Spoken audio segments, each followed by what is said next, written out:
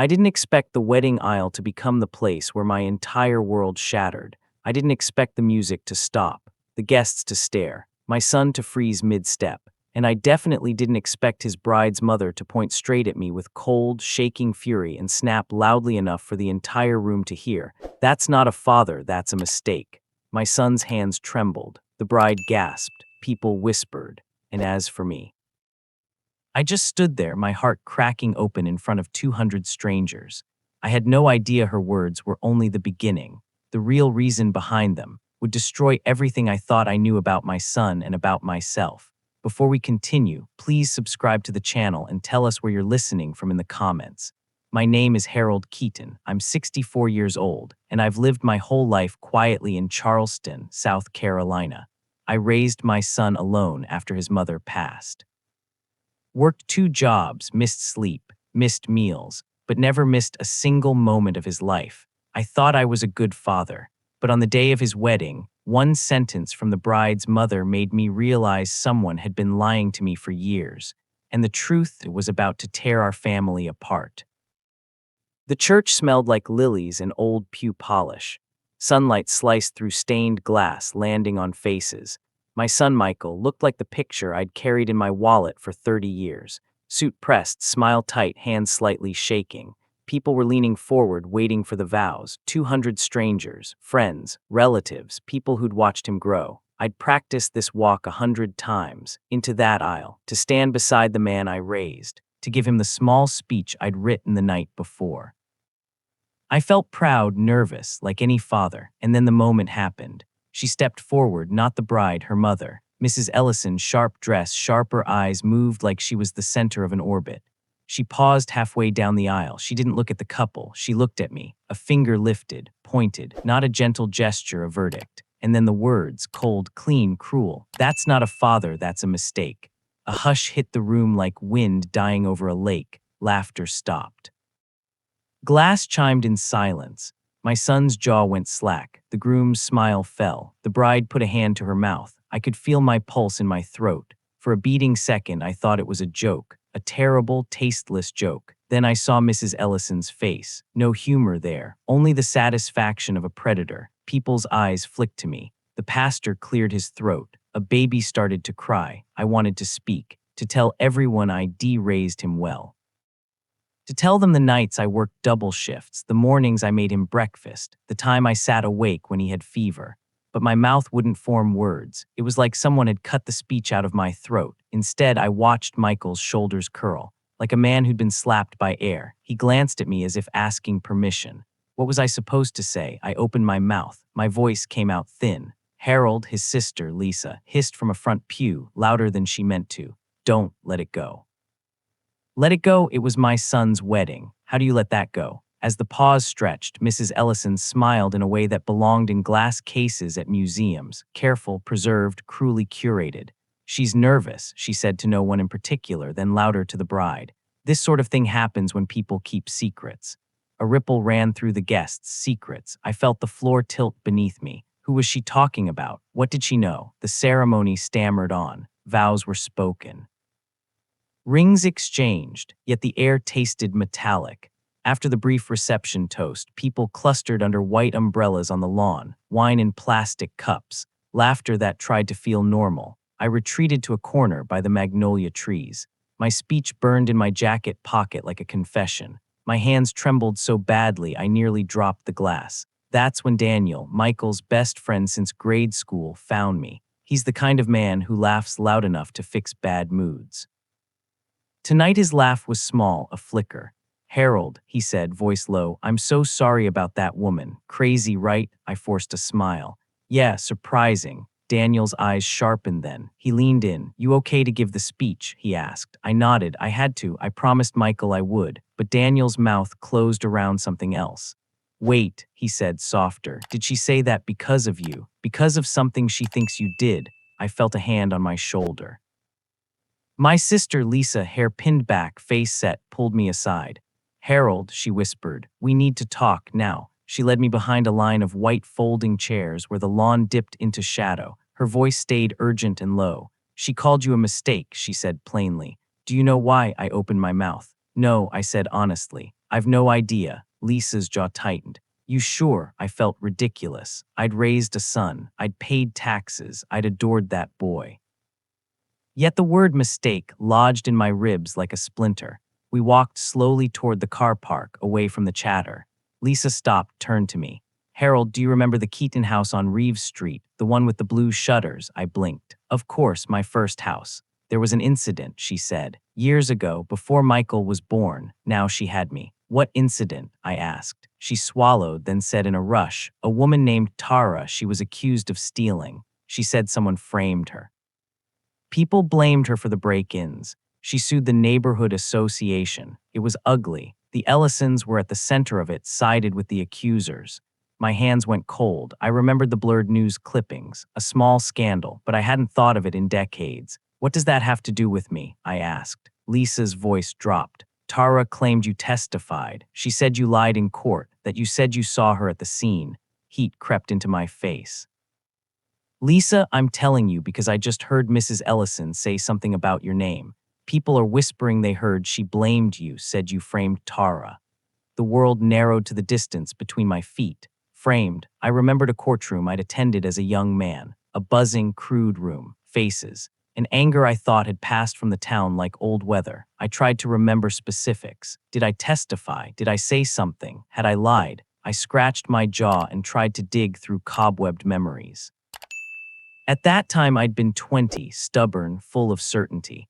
I'd worked a second job, sleep-deprived, happy to help a neighbor. I might have been asked questions, but lying, I wanted to believe I hadn't.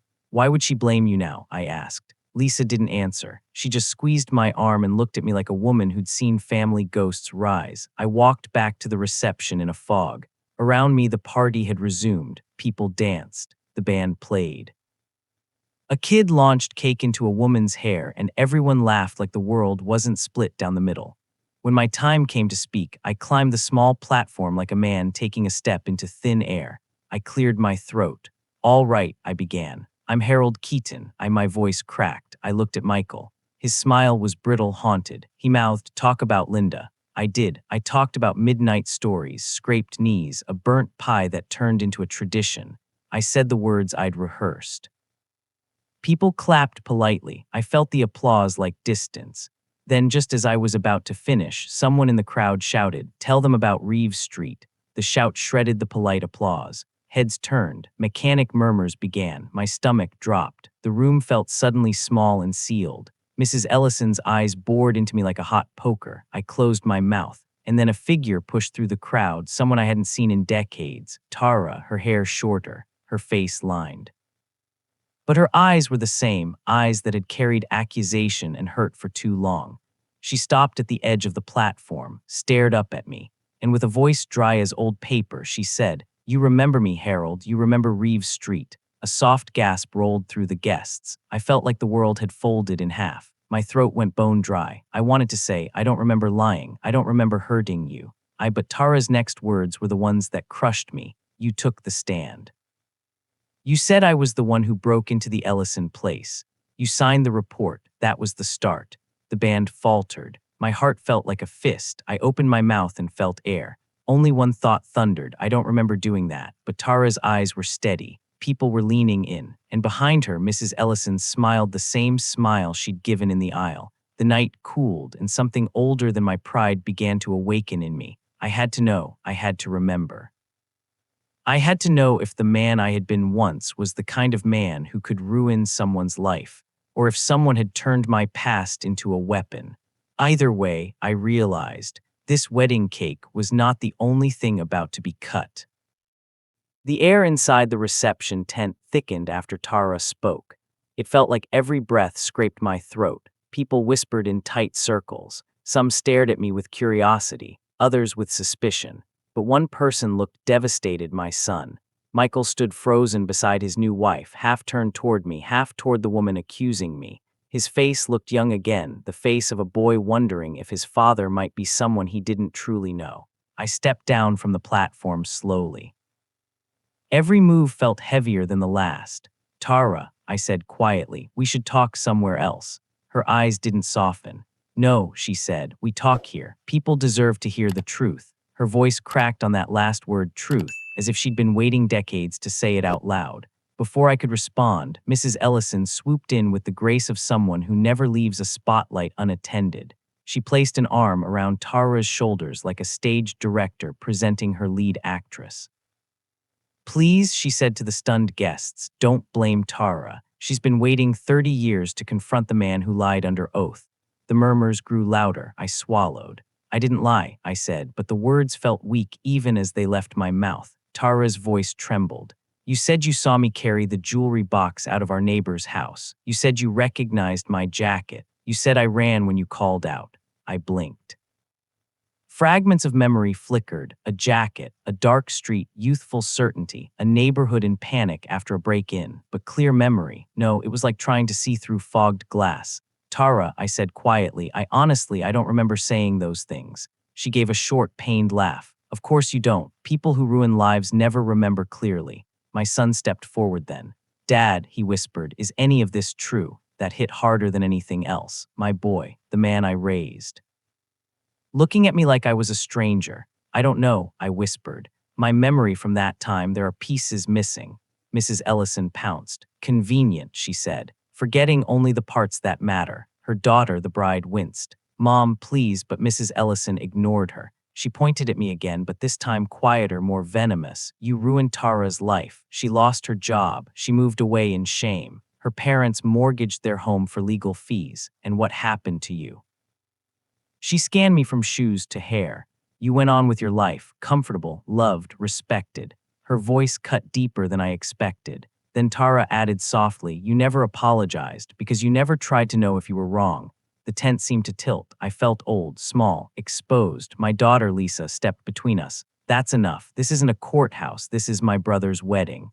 But Mrs. Ellison stiffened. "That man shouldn't be here. He shouldn't walk the aisle. He shouldn't give speeches. A father should be someone honorable, not someone who destroys others and pretends it never happened." My daughter's eyes filled with tears. Her voice broke. "Why are you doing this now?" And then something strange happened. Tara hesitated. Her expression shifted, a flicker of doubt, as if she were suddenly unsure if this was the right moment or if she'd been pushed into making it. She looked at Mrs. Ellison with confusion knitting her brows. You said this was the only way." My breath hitched. "What did she tell you?" I asked. Mrs. Ellison's smile froze. "Don't twist things," she barked, but Tara stepped away from her, eyes narrowing. "You told me Harold would deny everything, that he would get angry, that he would scream at me." She looked at me again. "You said he'd show his true character." Mrs. Ellison's jaw tightened. "You're emotional," she hissed. "This is what trauma does." "Trauma," Tara repeated hollowly, "or manipulation." Her voice no longer shook. She was waking up. Guests leaned closer. The bride watched, horrified. Michael silently begged anyone to stop this. And suddenly, like lightning through my skull, a memory slammed into me. Not the break-in, not the courtroom, something else, something I had forgotten for years. I remembered a late-night knock at my door. I remembered the Ellisons, younger, furious, demanding statements from neighbors. I remembered pressure. I remembered fear. But most importantly, I remembered Mrs. Ellison twisting my words, correcting my phrasing, handing me a typed version of what I saw, and telling me to sign it to protect the neighborhood. My breath left my lungs. I didn't testify freely. I was coached, manipulated, maybe even coerced. I wasn't the villain in Tara's story. I was a pawn in Mrs. Ellison's. "Wait," I whispered. "Mrs. Ellison, you were the one who brought me the statement, weren't you? You were the one who typed it." Her face blanched. "No, yes," Tara said slowly. "You did. You told me you were helping the case, helping the truth come out." A ripple went through the room. Michael's face darkened. "Mom," the bride whispered. "Is this true?" Mrs. Ellison straightened her spine like someone preparing to strike back. "If I hadn't guided this neighborhood," she said coldly, "criminals would have ruined everything. I did what I had to do," Tara whispered, "and I paid for it." Silence. Thick, painful silence. Then Lisa stepped closer to me and put a trembling hand on my arm. "Harold," she whispered, tell them what you remembered." My heart pounded. All eyes locked on me. I felt like I was back in that courtroom, except this time I wasn't 20, I wasn't confused, and I wasn't going to let someone else write my truth for me. I opened my mouth, but before I could speak, a man in the back of the tent stood up. A man I didn't recognize, tall, gray suit. Eyes dark with a familiar guilt. He cleared his throat and said, "If we're going to talk about what happened on Reeves Street, then we need to start with my confession." Gasps shot through the room. Tara's eyes widened. Mrs. Ellison's face drained of color. I blinked, trying to place him. And then he said 7 words that changed everything we thought we knew. I was the one who broke in. For a moment, nobody moved, nobody breathed. The man in the gray suit stood at the back of the tent, his hands shaking just enough to betray the weight of what he'd said. I was the one who broke in. The reception fell silent, like sound had been sucked out of the room. Tara stared at him as if seeing a ghost. Mrs. Ellison swayed slightly, one hand gripping the back of a chair. My son turned to me, not with suspicion this time, but with stunned confusion.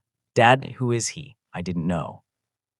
Or maybe I had forgotten. 30 years could erase faces, change bodies, blur past sins. The man walked slowly toward us, stepping between the guests, each stride heavy with shame. "My name is Henry Cobb," he said, voice trembling.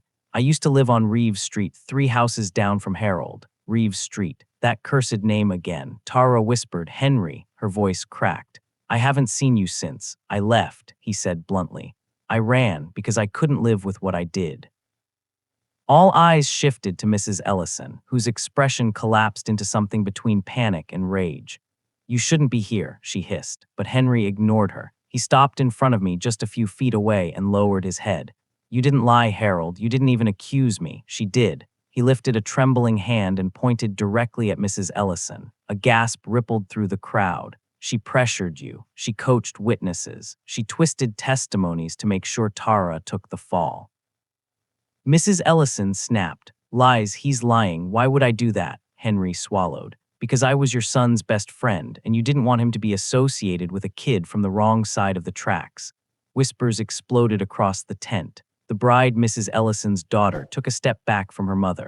"Mom, what is he talking about?" Mrs. Ellison's face twisted. "You don't understand. I was protecting our family." "No," Henry said quietly. "You were protecting your reputation." He turned back to me. "You remember that night?" he asked.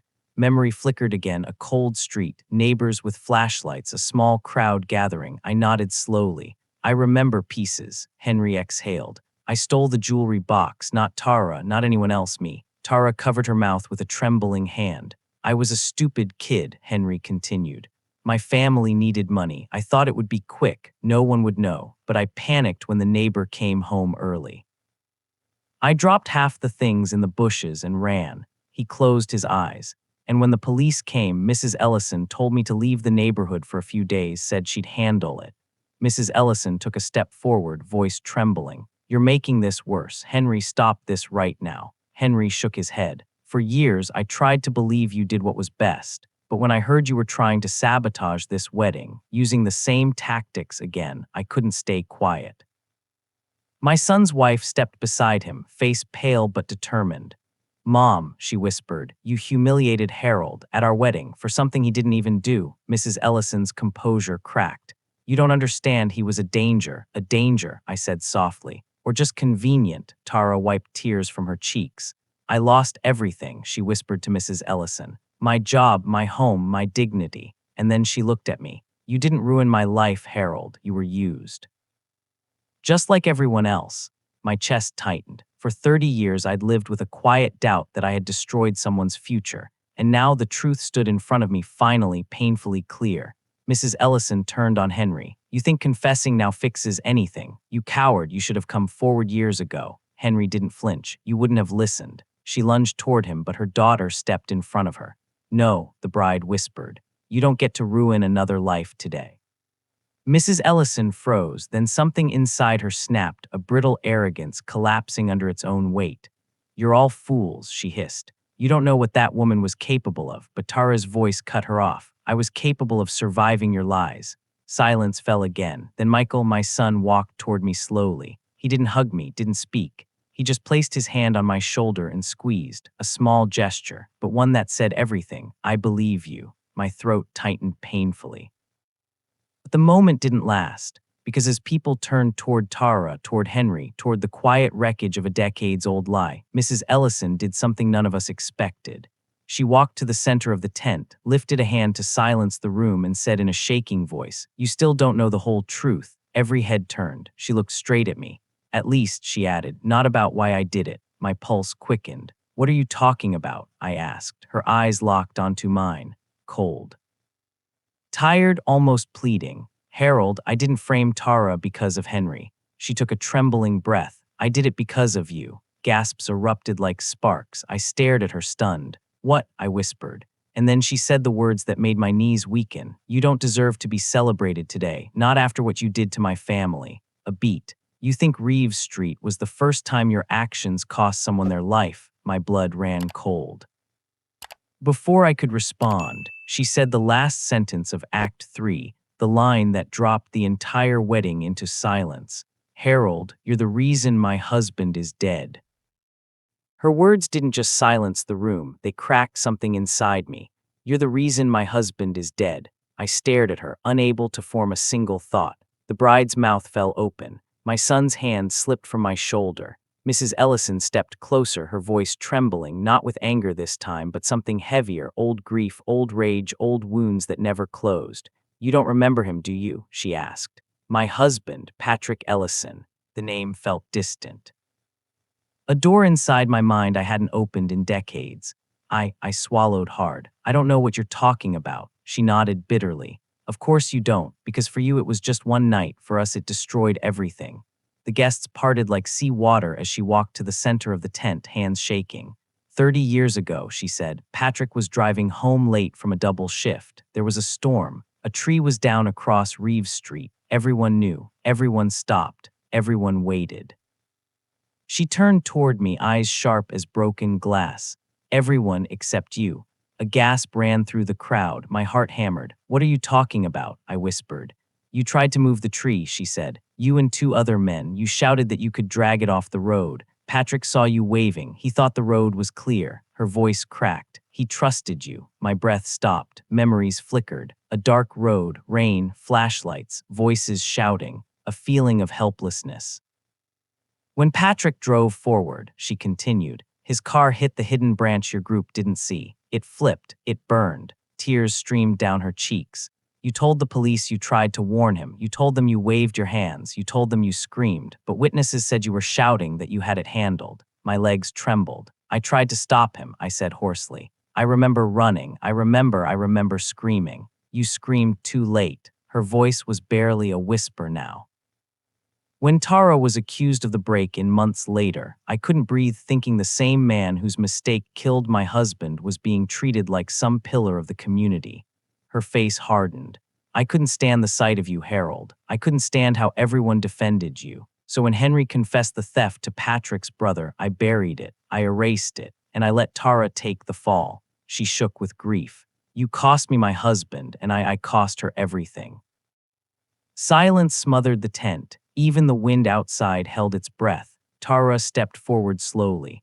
Is that true? She whispered to Mrs. Ellison. You knew he didn't do it. Mrs. Ellison nodded, shoulders collapsing. I knew, she whispered. I couldn't bear the thought that Harold got to keep his perfect life after shattering mine. My chest tightened painfully. I never wanted your husband hurt, I said, tears burning my eyes. But he was, she said.